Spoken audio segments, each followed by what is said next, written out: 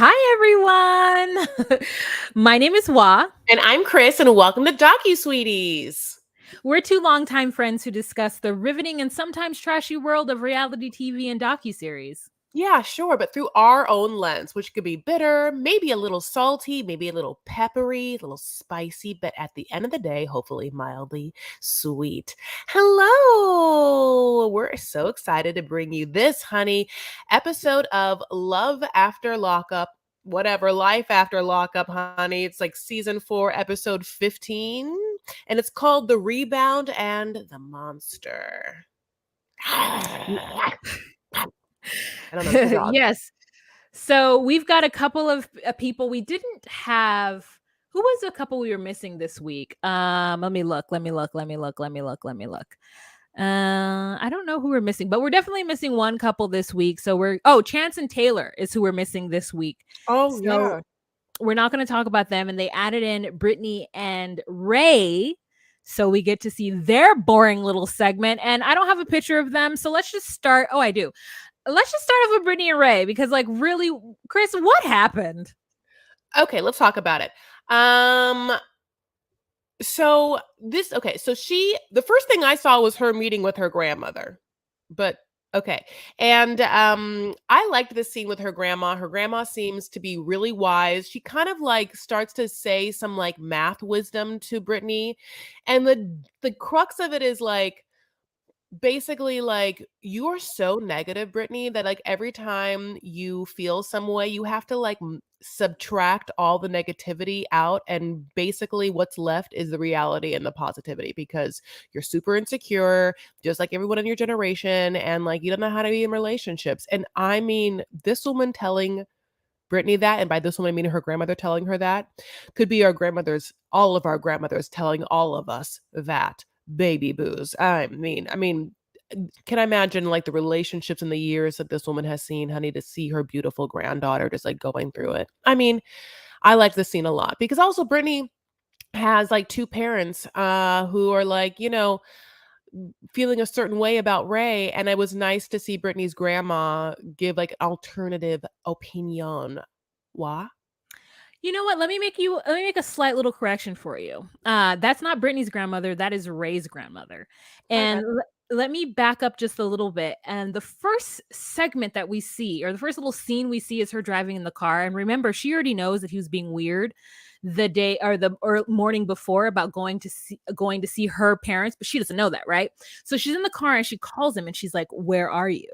And then this man is like, "Oh, I'm at home." And then she's like, "Well, I know you're not at home because I see location services and you're not at the address that is our home." And my thought was, why didn't you just call him out in the moment? But I guess she's on her way to meet his grandmother, who Chris doesn't know this, but the last season that we saw them, there's a little bit of a tumultuous relationship between Brittany and Ray's grandmother, because Ray's grandmother truly feels like Ray does not need to be in a relationship right now, especially with a spoiled princess like Brittany, because he needs to just get his life together, get back on track, and not worry about some woman who is so desperate to find a man in prison, and that man being her grandson. So she's very protective. So that's why that boomer grandmother was a little bit shady to Brittany in the way that she was. Chris? I get that now. That does of course season my opinion. It's interesting though, the parallels, right? Like later on we're going to have a situation where we talk about Brittany and Marcelo having a conversation where Marcelo lies about being at home, and I thought in that moment like, Brittany, you don't have location services turned on for your man? I thought that was interesting. The parallels, and also the parallels of basically this whole show shouldn't happen, because across the board, anyone who's been in prison for a long time and just like is just getting out, none of them gotta be in a relationship. There is no love that needs to happen the first 2 weeks or first year of you being out of like prison for like a long ass time, because people have to work on themselves, and so no one wants someone they love that like, has gone through some issues, to immediately after writing those issues kind of shoot themselves in the foot by having to acquiesce to be in a relationship because it's work, because you have to give of yourself so much. And at this stage in our lives when we are all right out of prison, we need to have that energy for us, honeys. But yeah, so yes. But this is okay. So wait, I like that was a little bit. I should have just let you open that because it's not even my favorite part of of them. My favorite part of Brittany in this is when she's um having her girl time conversation with her friend and like putting on like whatever kind of like drugstore makeup. She had like a bunch of baubles and a bunch of like bottles. And I was like, I don't recognize any of those bottles in your bathroom. Like, I don't know, not one of those brands. It all looks like CBS little girl makeup. I didn't understand it. But her friend and her have a conversation. The friend, of course, has like been through the whole promise ring fiasco. Like she has seen Brittany like obviously had her hopes dashed. Wah. Do you know this friend that she's Yes, talking this is to?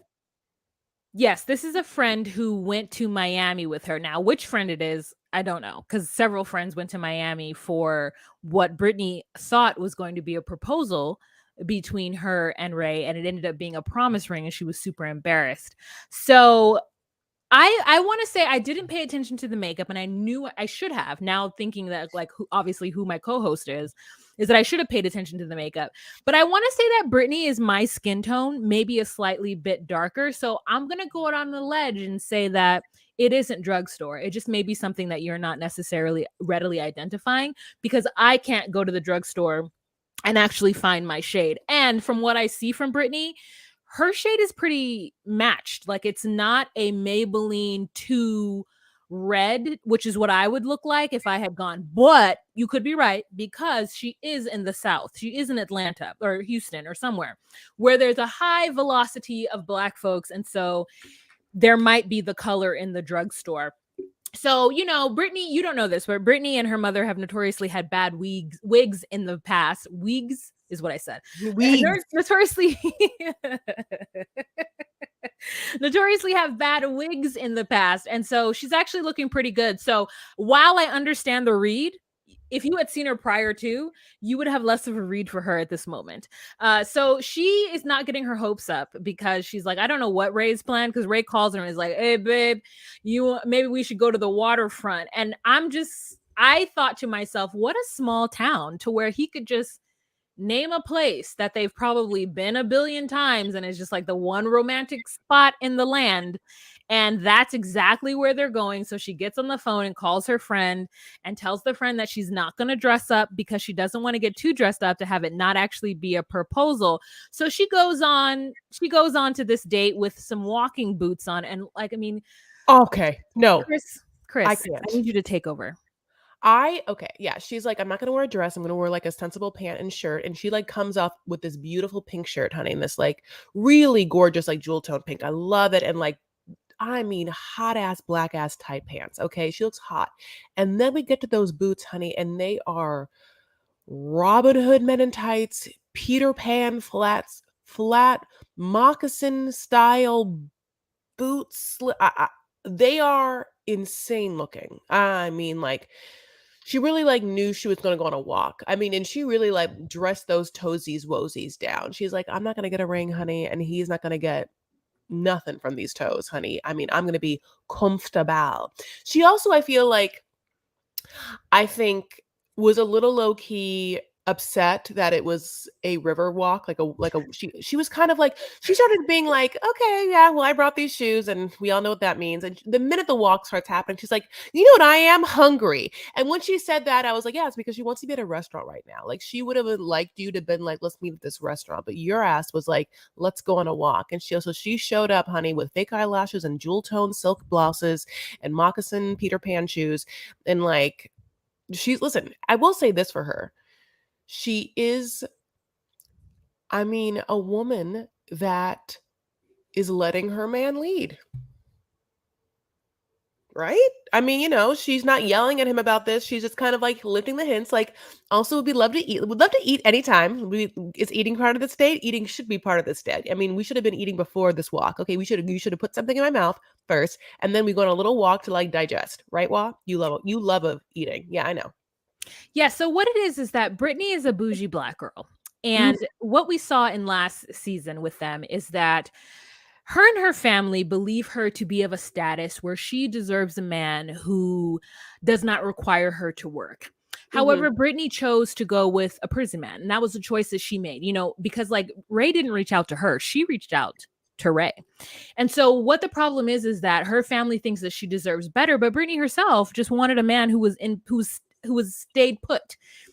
That's not a phrase that makes any sense, but she wanted a man who was stuck to where all that he could do is provide her support. And so she got with him because she's has some issues with men in the past and wanted someone who was going to completely need her. Then he got out of prison and he had debts of his own, restitution, and he had issues of his own. The fact that he's like a very quiet person, he had other things going on in his family, on top of the fact is that she thought he was like from the hood and like from a poor background. And then she met his grandmother and she was like, oh, I'm not going to be the fancy. Oh, okay. He actually came from a household, like a home. So this was like a suburban black guy who just like got mixed up. Oh my God. I thought I was getting a hood Negro and I thought I was just going to like bring him up out of the ghetto, but I'm not. And so that is what's happening. And so, yeah, you're right. She is allowing him to lead, but it's because she thinks that she deserves that. And he just has arrested development because of being in prison and because of his tumultuous past with his mother dying the way she did and his journey into drug abuse and crime, that he's having to make up a lot for that. So, yeah, he's not going to think of food. Yeah, he's going to give her a promise ring in front of her friends. Yeah, he's going to ask her dad for the marriage, and the dad's going to be like, no. Like, this is all par for the course. And Brittany's the only one who's like delusional as to what Ray can actually provide. Chris? I love it. Yeah. No, I love the fact that she's bougie. That's like one of my favorite parts of her. Like when we go to her bedroom, honey, she's like a mirrored bedpost, like everything is like Z Gallery or something. And again, it wasn't her makeup that I thought that was a drugstore. It was like these bottles of like perfume on the side. I don't think that her foundation was, but it was like, I can't tell you, like it was just like the bottles of perfumes that were on the side of her bathroom just read CVS and definitely not, like God bless, like La Labo. Okay. You know what I'm saying? Okay. So, and anyway, I also think I like Britney a lot. Like I also feel like when you were telling me about her, it made me think of Chantel. Yeah, I would Yeah. agree with that. I think that that's a fair equation with the situation. Is like the family, it feels like her family feels bougier than what they actually are. Like if they were in California, they would be poor. The only reason why they're able to do what they do is because they're in the South where like you could live like a king for what I get paid. Yes, yes, yes. Yes, yes, yes. Yeah, no, everything you were saying, I was like, oh, it's like Chantel's family who's like, oh, why'd you go with Pedro? But she, God bless. By the way, side note is I just read that Chantel is trying to put out into the world that Drake slid into her DMs once Pedro and her broke up and has been trying to console her, and that she's not even really thinking about dating him right now, but who knows, because he always like wears down his women, which is a bananas thing, but she's putting it out there. It's like front page MTO. Wait a minute. Yes, I have what? a question for you because Great. here's the truth. If you were newly divorced and Drake slid into your DMs, would you not slide right back? They made it seem like they've conversed back and forth, but she's like not thinking that she's going to date him yet. That's ridiculous. Of course you're going to date Drake. Of course. This Of is course. your opportunity to Drake to date somebody who can put you in a private jet. Like fuck whatever you're feeling. Drown your sorrows, rebound your life into Drake. I'm so mad you told me that. I have complete different. Let's move on to the next couple because I could talk about this for like the next hour. It makes me feel better. I feel like it's just literally a publicity story on her part to like make people like, it's her way of being like, I'm incredibly valued. I'm incredibly sought after as a woman. By the way, I think that she's gorgeous. So, I mean, it's not like a crazy thing to think that Drake would go after her, because Drake will literally go after, I mean, God bless. He's just all over the place. You know what I'm saying? He's all over that place, honey. Okay. Let's move on to the next Coops Badoops. Are these, wait one second. I don't know why I can't. Oh, is it? No. Moving on. God bless it. Here they are. Okay. Kevin and Tiffany and Kayla. But Ooh. Kayla's not here. But we open, honey, with Kayla. We remember the last scene was like Kayla had like come over and she had sweet talked her way into the house. And once he poured her a glass of red wine in a red tinted cup, honey, she was like, what's happening with that bitch? I mean, she went after it. Okay, wait, what? Pick it up. So, so this girl, this is just hot off the presses of her being like, "Tell me about Tiffany. Like, why the fuck don't you like me?" And then he's like gaslighting her, and he's like, "Well, I can't do his accents, but I'm gonna get it one day." He's like, "Well, I think he pouts his lips when he talks to his like little pouty lips." He's like, "Yeah, well, I don't know what you're talking about because it's not that at all. I mean, me and Tiffany are kicking it or whatever." And she's like, "Kicking it? What does that mean?" And he's like, "We kicking it." And she's like, "You fucking that bitch?" And he's like, "I mean, sometimes like sporadically here and there." And she's just like, "I don't understand why I'm not the one." And then she's mad. He goes outside to smoke a cigarette, right? And so she's in there talking to the cameras, and she's just like, "I don't understand why he doesn't choose me. And like, why is he trying to be with this bitch, Tiffany?" And she's like, "Tell me more about Tiffany." And all of a sudden he comes back in and he's like, "Well, maybe me, you, and Tiffany can kind of get together." And she's just like, I mean, I don't know if the lick had hit her or if she just is like trying to placate him because she already like called him a little bitch ass and said that she was going to expose Expose him. him? Yeah, Chris. I mean, yeah, the exposing was always like, what do you have on? I mean, we all thought, but like, what do you have on him? It's like dick pics, right? Like, what could you possibly like? What is it? But yeah, like she, yeah, he invites her, to like be with her, and then they just kind of go back and forth, like, why aren't you with me? And it's because like I'm gonna always be there, and I'm like better than all of them, and he like sort of acquiesces that he like keeps going back to Kayla, that like there's something about her. Also, the sex is explosive, explosive. West West Coast. Coast shit. Mhm, mhm, mhm, mhm. I mean, literally, like this roller coaster of a scene where she like started off sweet and then she got really mad and then she was like pissed and then like somehow goes back up and she's kind of like, "You're funny. Let's get some more wine." And then it's bow chicka bow bow, honey. And it's the same scene because the way they get it on is the same like way that Lindsay and Deontay get it on, which is suddenly she's on the bed, he's on top of her, and then he like lifts up her shirt and starts like kind of kissing her tums. Sorry, stummy. Is that better? That stummy is a mix of tummy and stomach. You're welcome. Okay. What? Yeah, you guys. So she literally is like, "Why don't you want to tell me who Tiffany is? Because I'll beat her ass." And then she's like, "Let's go have some more drinks." So they go get more drinks. And just like Chris said, they get into the bed. He takes off his shirt. He's got a little skinny frame, but then he does the thing that is near and dear to my heart. What? He grabs her throat, and it's just like it's a light like touch, and then at that point it was over. At that point I was like, "Oh, he has me." The fact that he knows to do that is what I require as an individual, to know that I'm okay to relax and that this person has got control of whatever's about to happen. And That he is that is the subbiest thing. That is the subbiest sub thing you've ever said. I cannot have a man put I hate the idea of a man I don't like anyone putting their hands on my throat. Like I don't like throat work, even massages. Like you don't have to put your hands there. Like I'm good everywhere. I hate it. Like I don't mind a man putting his like I want him to like hold my hands down, not my arms above my head. Sure, sure, sure. Hold my face. That's good. But don't you put your handsies wansies around my beautiful but like very small neck. You know what I'm saying? Like my swans, my swan part. Go ahead, Wa.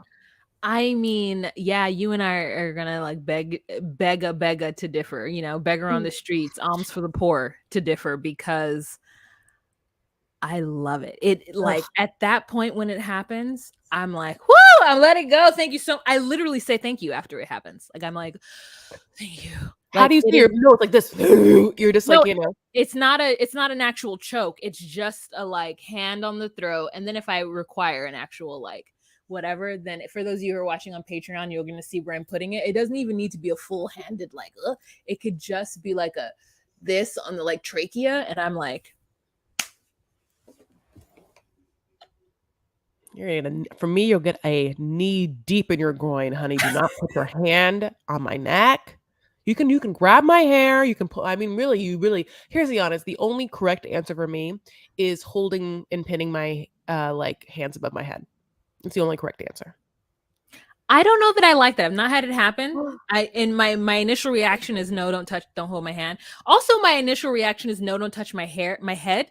But like the person who can touch my neck I think is able to touch my head. It just depends on like what they're doing with it and like whatever.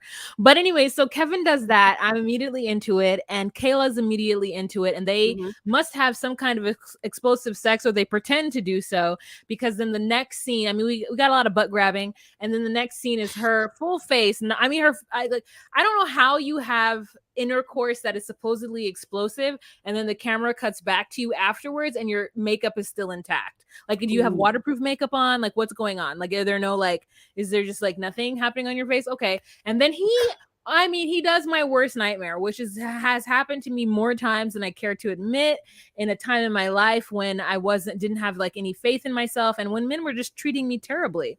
He then finds her shirt, hands it to her, and says, "Oh, yeah, you don't have to leave, but I do have work tomorrow." Every time some man tells me that he has work tomorrow, I think, and I have work tomorrow too. Yeah. Why can't we both just get up in the morning and go where we need to go? So like, what? I don't get, Chris. Yeah. Also, you have work tonight, boo. Your work tonight is the emotional aftercare of having had sex with me. So guess what? Clock in. Yeah. Punch card here. No, I Mm. hate it too. And it's just, I mean, it's very like, get out of my house, you know what I'm Yeah. saying? But like as fast as possible, like we're done, like I'm still, my peenie is literally still dripping from you, but like, yeah, get the hell out. I hate it. Um, next scene. Next scene is, honey, we get to see a son, and I have never seen that person in my Okay. entire life. Okay, I haven't seen him. So it was like, who's his, Woo! who's his mom? And the funny thing is, I'll say this: we'll talk about him, and then we'll talk about him. But his name is Kevin Jr., right? Big deal. So so Kevin's mom comes over, but because we just saw Kevin Jr., when Kevin's mom comes over, who's Kevin Jr.'s grandmother, I thought for a moment that it was Kevin Jr.'s mom slash the baby mama of Kevin for a moment. Like I didn't realize it was gonna be his mom, and I was gonna be like, "What? How?" And the first thing she said when she came in was like, "I went to church. Y'all didn't go to church." And I was like, Kevin had sex with like a church going woman and then made her have a child, and then they named it after him. But no, that's his mom, which is still shocking that she's so churchy. What? I have a theory. My theory is that because that mother looks as young as she looks, like that mother looks like a young Gen X, right? And Kevin could be a millennial. She's a young Gen X. Like when your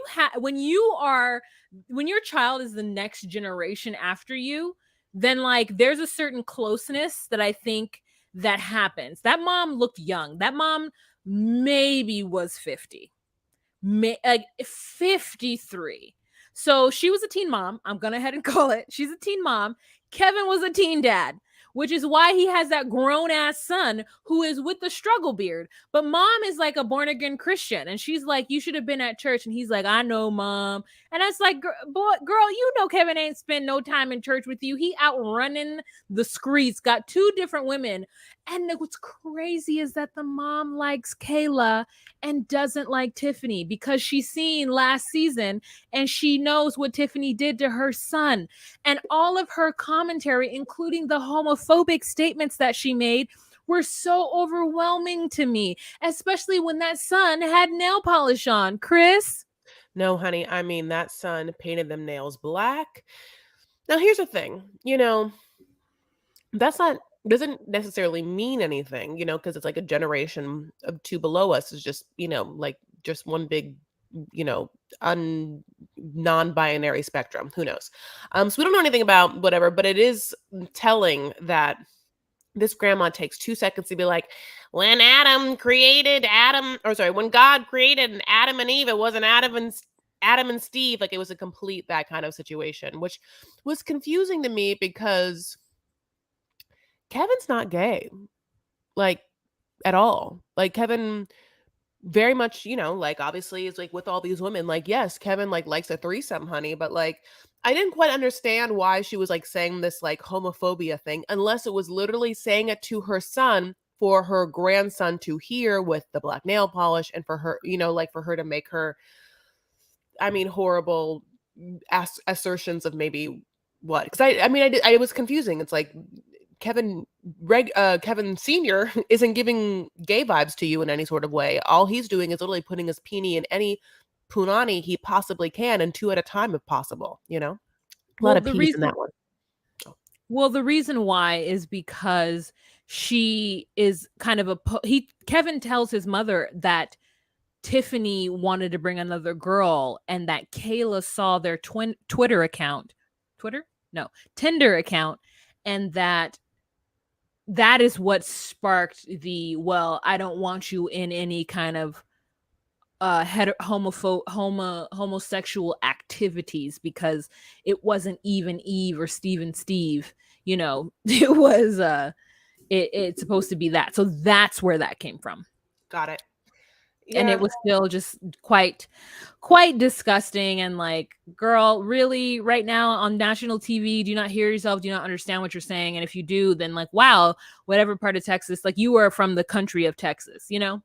Well, I mean, to her, yeah, she's very much not alone in what she thinks at all. So like she doesn't think that she's wrong, and she's, yeah, no, I mean, the Bible people believe the Bible stuff, like, well, they pick and choose really, because there's a lot of crazy stuff in the Bible they don't believe in, but they just, but they decide which ones they want to, pick and choose, honey. So yeah, Kevin, having made the like somewhat realization, I guess, that like Kayla being in his life is because he goes back to her every time, kind of says this thing where he's like, maybe I should have start over and start to date again, like someone new, and it was so interesting because it was like, Kevin, do you really think that you're just like a superhero, just like a great guy that like just keeps getting in these crazy relationships with women that aren't there for him and that don't support him, or that aren't good for him, as if he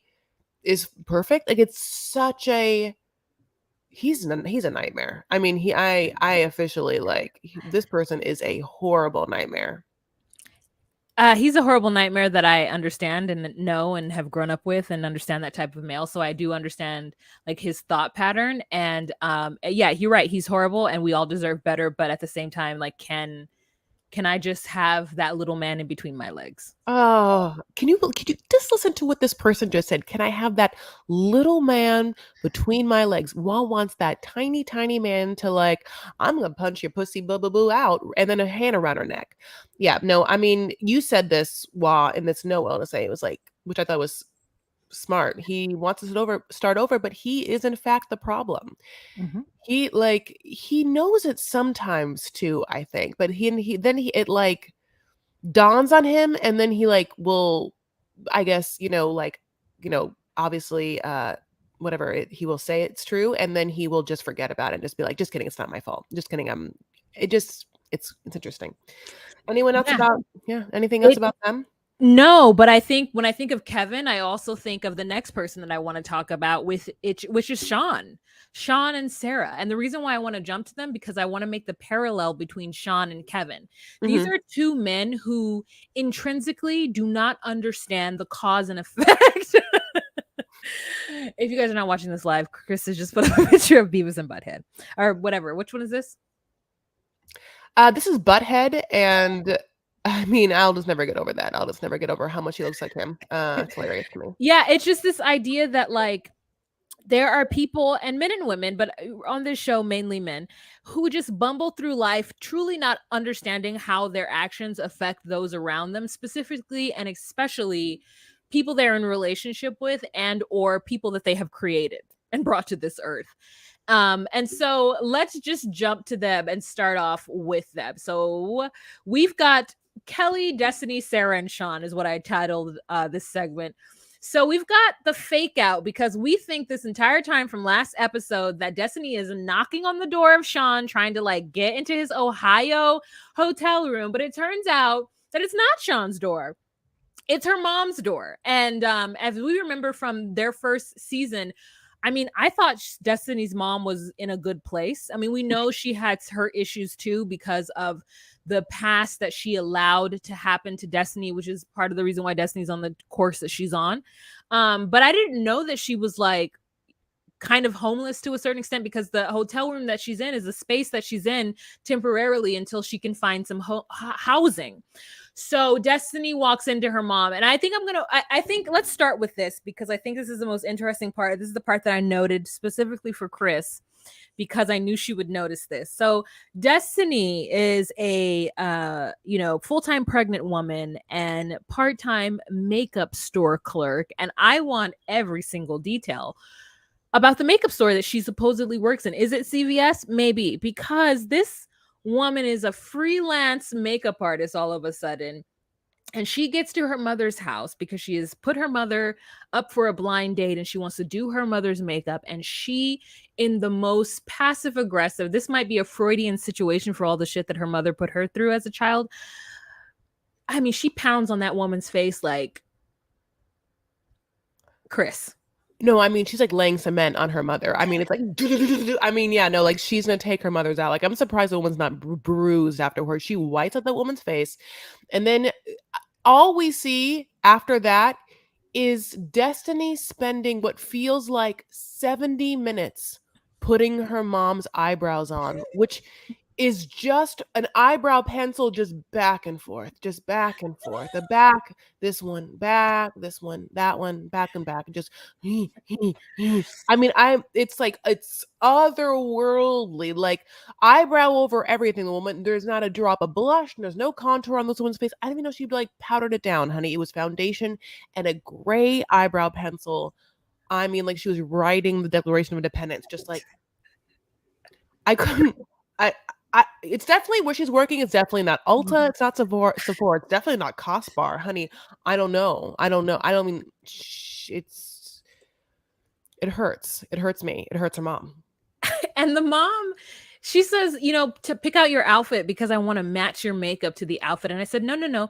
What you need to do as a makeup artist is just give her your mother a neutral look. Just give her a neutral look. And she just shellacks this makeup on this woman, just like pats it on. And you would think after all of the back and forth with that eyebrow pencil that there would be some kind of modern shape, and it isn't. No, not there's not a there. She doesn't do any kind of conceal. She does do a concealer, but she doesn't do like a concealer outline to like have them pop. She doesn't provide any dimension on the face. And then she's talking about adding some eyelashes on. And we don't even get to that part because the mother is just like, the whole time Destiny's talking about how she's planning on going to Ohio and ruining Sean's wedding to like just get money.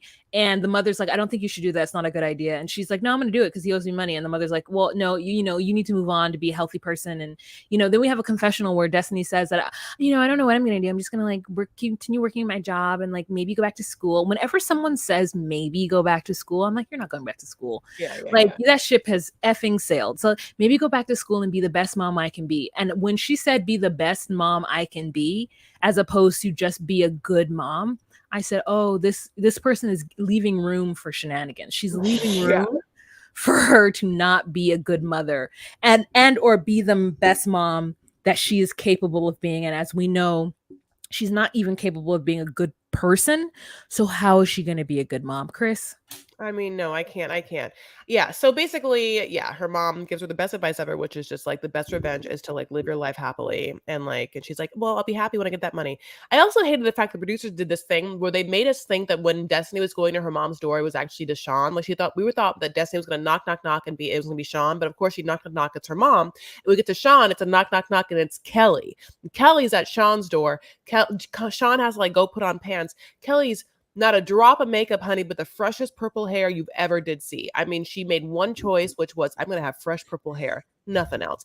I'm only just saying, like, I don't know where Kelly is in her life, but she knows she's going to either be on TV and or see the guy before her wedding that never married her and, like, left her a bunch of times. I'm not saying she should put some makeup on, but it's surprising to me that you wouldn't. What? No, Kelly's never going to wear makeup. She's not. Okay. That's not who she is. She's never going to do it. Yeah. So like, yeah, she's never gonna do it. She's never gonna do it. She never does it. She's never gonna do it. And I kind of want you to take us through. I talked a lot about Destiny and her mom, so I'm gonna let you have the moment, that the floor, to just talk about that conversation between Kelly and Sean, and then I'll provide context. But I want a fresh eye. So basically, Kelly's there and she's like, look, of your kids that came, the daughter came, and that's why I'm here, because your daughter, I don't know the daughter's name, but you know what I'm talking about. She had like no hair, um, no hair anymore. So now this is a situation where Sean and Kelly talk. And at first it's like, Kelly, why are you there? And why do you feel like you have to talk to Sarah? Like, in actuality, like, you don't have to talk to Sarah. And like, Sarah does not have to talk to you. But at the same, but Kelly is like, no, I need Sarah to know what a piece of shit you are.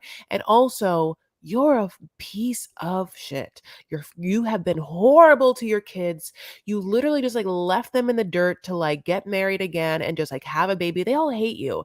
And where Sean at first is defensive about it, it sinks in. And then he sort of like, again, acquiesces and admits that he was a shitty dad and that he feels bad. And he thinks about them all the time. And doesn't Kelly know that he feels bad all the time? And Kelly's like, no, none of us know that you feel bad all the time, because you don't show that to us or make that known. That lives in your head all the time, rent free. But honey, our ears don't hear it, and our eyes definitely don't see it. And it's almost kind of this moment where like he kind of gets it, Yeah. right? Well, Yeah, I do agree. There is that moment where he gets it and he almost gets teary eyed, and Kelly super wasn't expecting for that to happen. And so it was a moment that I think me as an audience member who has watched Sean be a shitty person throughout this entire time, like truly get like, this is just a person who needs therapy and just has no tools. And the mm-hmm. only thing that he can do to help himself feel better about the muck of a mess that he's made for the last 20 years with his last family is to move on and try to do better with this new person, and completely not understanding that it's not about him moving on and feeling better about himself so he could bring his children in, is about reconciling with the old family first before he truly moves on with the new family. And that's just somebody who, again, just needs therapy, and that's what we are watching. But we've got time limits going on. We've got 20 more minutes, so we've got to push through this. Chris, do you have anything last to say about them, and we move on? Bye-bye. Nope. All right, so let's move on to Marcelino and Brittany, because this was real quick. This was so fake, and the episode and the season, the whatever I watched, like skipped around. So basically, we've got Brittany in the car after she's just heard out that Amanda had, texts, DMs from Marcelino like 4 months ago. So all of a sudden they end up in one of the friends' tattoo parlor, and they get in there and they're in the back and they're drinking something delicious. And I all of a sudden wanted a little drinky drink. And as they're like talking, Brittany's mother calls and is like, "Hey, Brittany." And I don't know why the mom calls. Like, we don't know why she calls. Producers. To say something to Brittany, but Brittany is not aware that Marcelino has gotten her mother to come and take care of the kids. And so when she finds that out, she's just like, oh, okay. So she calls Marcelino and then has this weird conversation with Marcelino where she's like, where are you? And he's like, at home. And she's like, well, no, you're not. My mom just called me. You're not there. So where are you? He's like, I said I'm on my way home. And she's like, no, you're not. So where are you, Marcelino? Like, just come clean right now. And he just is silent. And then she's like, okay, is this the hill you want to die on? Is this where our relationship is going to be? He's silent. And then she's like, okay, Marcelino, like, where are you? Like, be honest with me. And then he's like, I'm on my way home. And then it's just like silence. She has the whole conversation disrespectfully in front of her friends as a married ass woman. And then he ends up hanging up on her. And Chris, I'm gonna let you tell the story of these women being like, I ain't no punk bitch. Go ahead. Basically, she throws her ring. She's like, I guess my marriage is over. My marriage is over. And this is after like that one girl that used to be her girlfriend that had a threesome. And then Marcelino supposedly reached out to her and was like, hey, I thought the D was good. You'd be back for more, which was confusing because it's like Marcelino didn't even like that girl. Anyway, God bless. Also, like, that girl's going to tell you like your wife. So it's like, whatever, big deal. And then they tried to then like Brittany was going to be like mad at her, but like not really, whatever. So now all the girls are like coming around her, honey. And she's crying. And she's like losing her ish. And those girls are like, you're a bad bitch. Don't forget what a bad bitch you are. You're the baddest bitch ever. He's dumb. He doesn't have a job. Doesn't have a career. He's just like a beta male that just like sits around, watches your kids, and wants to be thanked for it. And he can't do shit. You're the one with the career. You're the pretty one. You're the one that's great. He should be like licking your butthole every night. And, everything every night. And so, I mean, basically they're just like rallying around their girl. I mean, the friend that like the friend that's doing the most talk is like the tattoo friend, and her like girlfriend slash lesbian girlfriend from first time we met her basically says nothing about this. It's just kind of like and then after all that, Brittany's crying and her friend's like, oh, do you want a tattoo? And Brittany's like,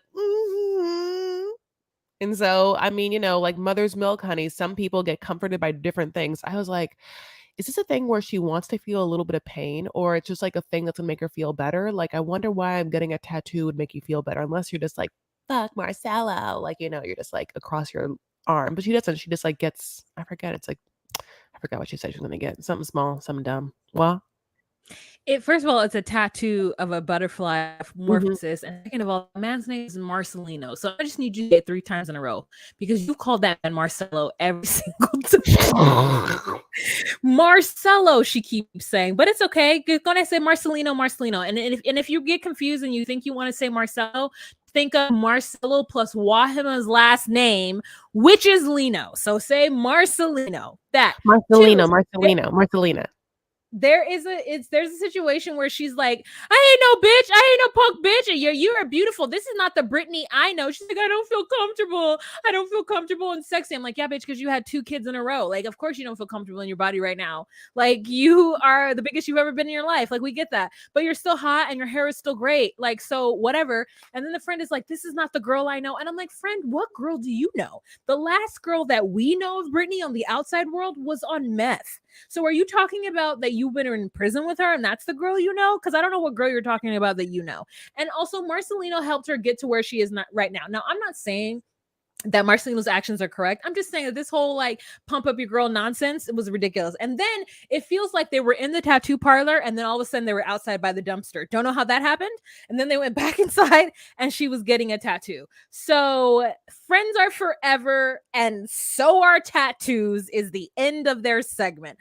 Let's move on to another juicy girl on girl couple situation, prison. And that would be Puppy and Amber. Girl, Puppy is a mess. I mean, honey, yeah.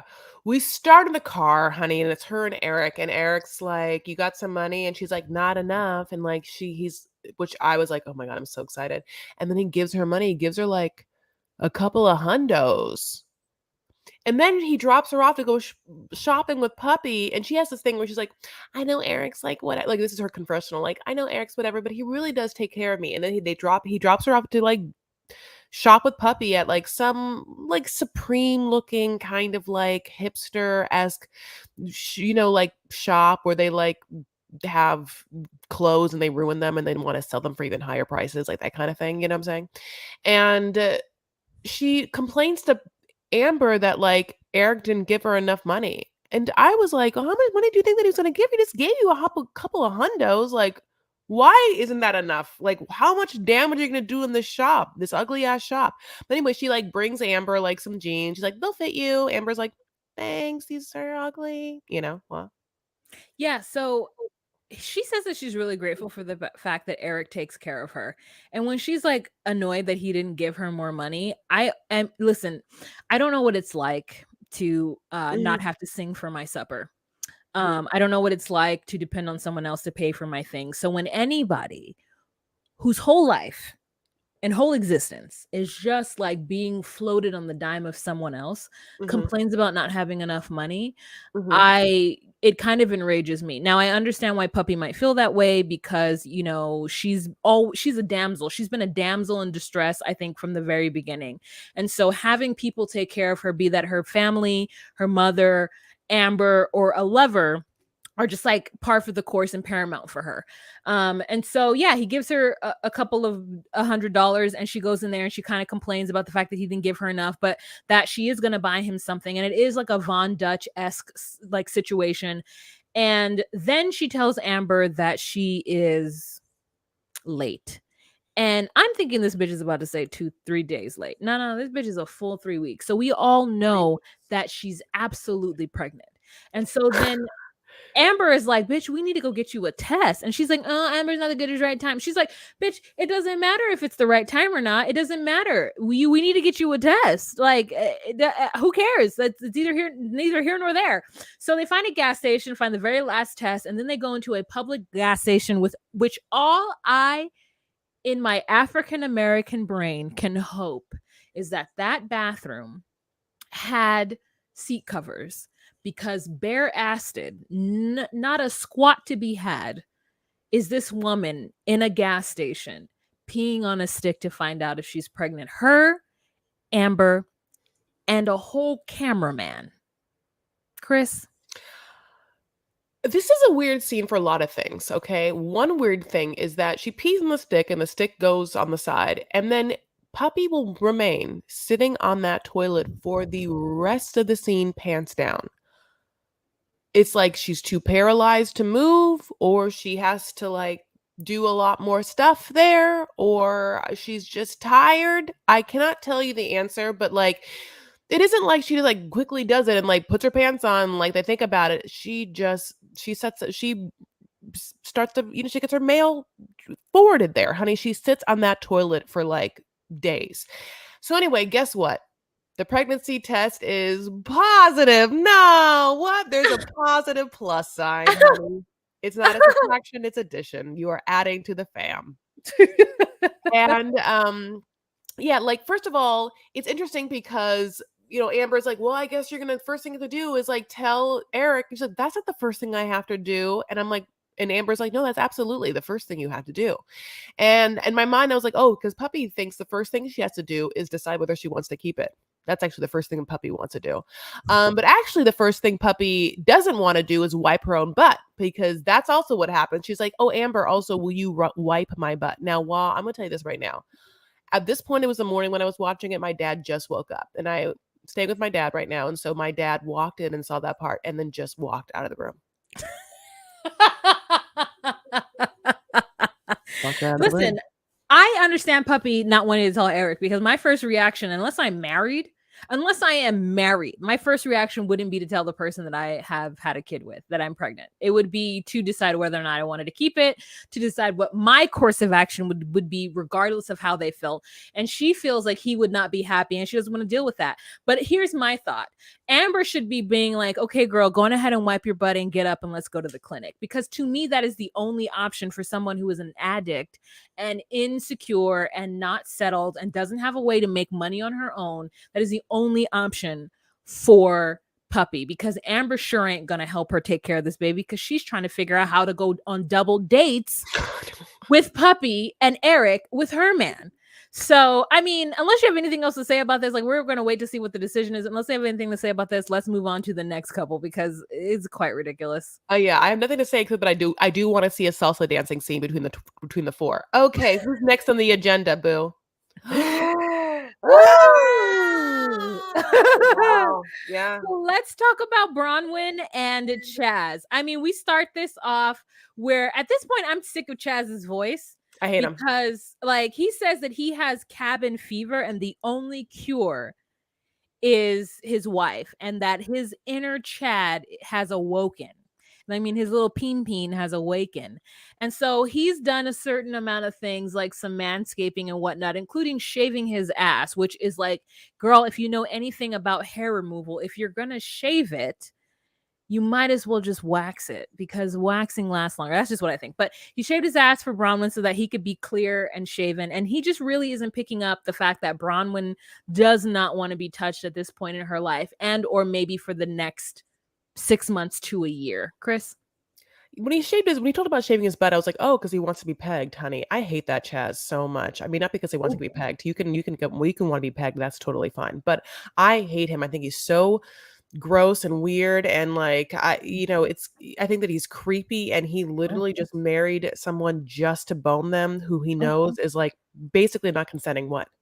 Oh, and I'm just like reacting to you. Oh, I love you. You keep saying oh, and I was like, I thought you were trying to talk. Yeah, like I just was like, why would a man shave his butt unless he wanted butt play? Why? Well, because maybe a girl doesn't want to reach around and touch all that.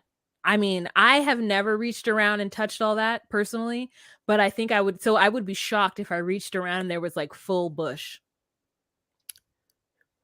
Wait, you're saying that you reach I around to a guy's butt and there's deep full dive bush this. on the butt? Deep dive this. Deep dive this. Say that again.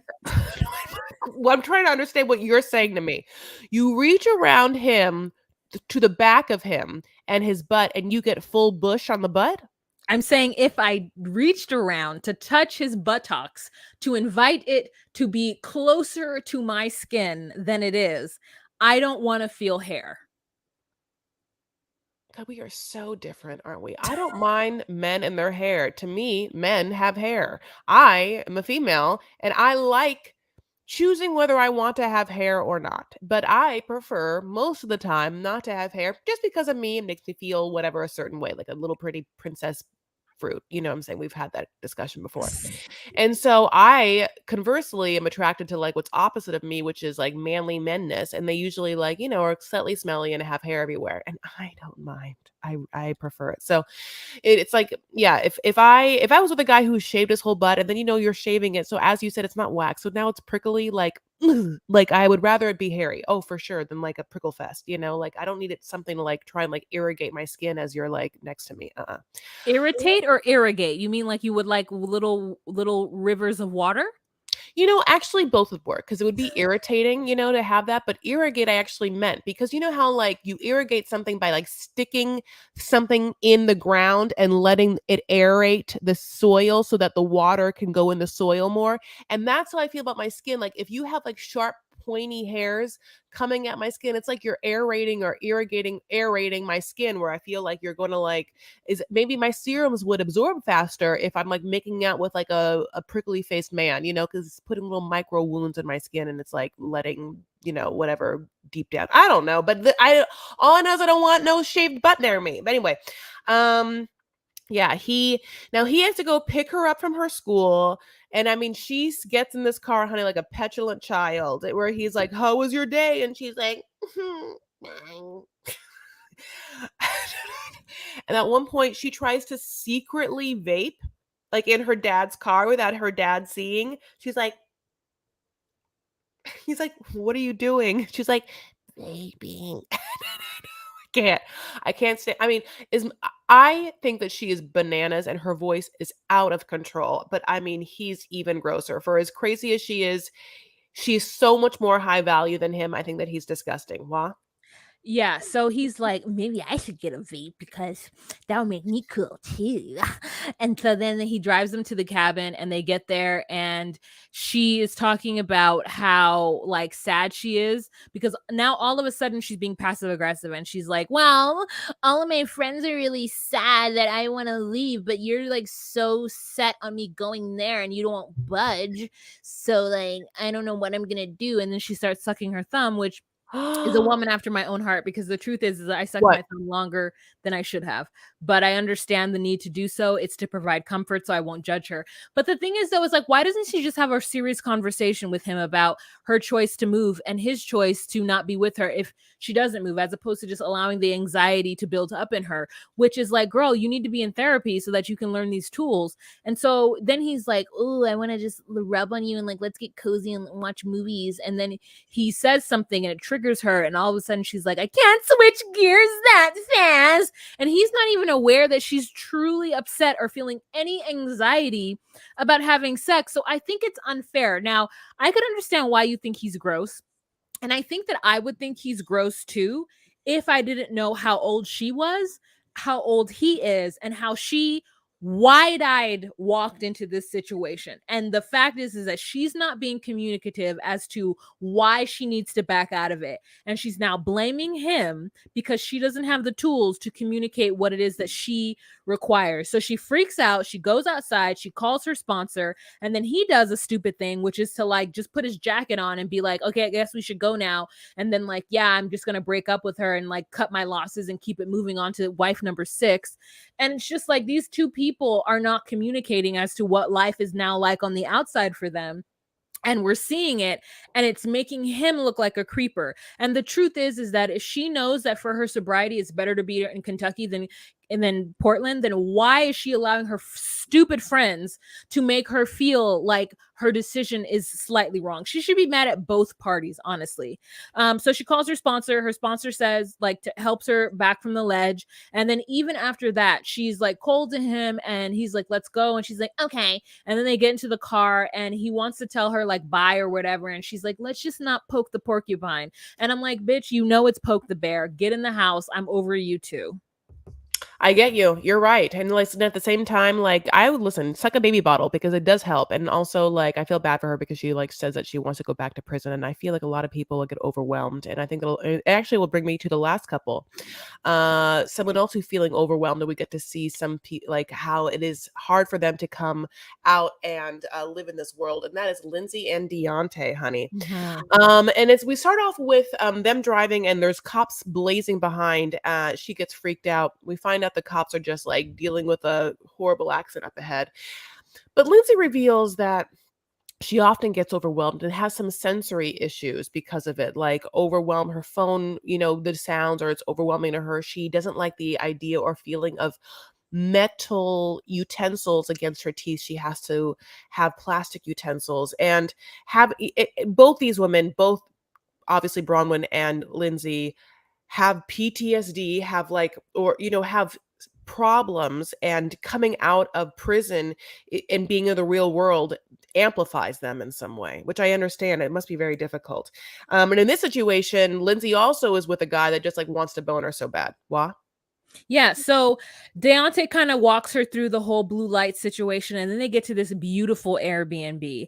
Oh, And I mean, they walk in, and immediately, like, it's the producers make them take off their clothes and do that sex scene, kind of kissy down the belly, or the stimmy, or what did you said, tummy. and then stummy, and then they get to doing it, and then there's like a little scene where we find out that he's referred to his penis as the monster. And Lindsay, who again is so bright, is like, please don't refer to your penis as a monster. And if we're going to be calling our stuff things, and I guess I'll call mine the platinum vagina, but like even then it's weird. And so she's like, basically doesn't want to say that he's bad in bed, but she also alludes to the fact that like he came at her and jackrabbit the shit out of her vagina, and she didn't appreciate that shit. And so Yeah. it wasn't nice and easy, slow going like it needed to be. And it's because he hasn't had sex in so long, besides with whatever prostitutes he's paid to have sex with him in between his last girlfriend and Lindsay. And so she's excited about the sex too, but it's like, it's just too much. And he says like, oh, I don't want to kiss and tell, but I'm the monster. Ha, ha, ha. And so he says Lindsay is the best sex that he's ever had. And then they're in bed post-coital.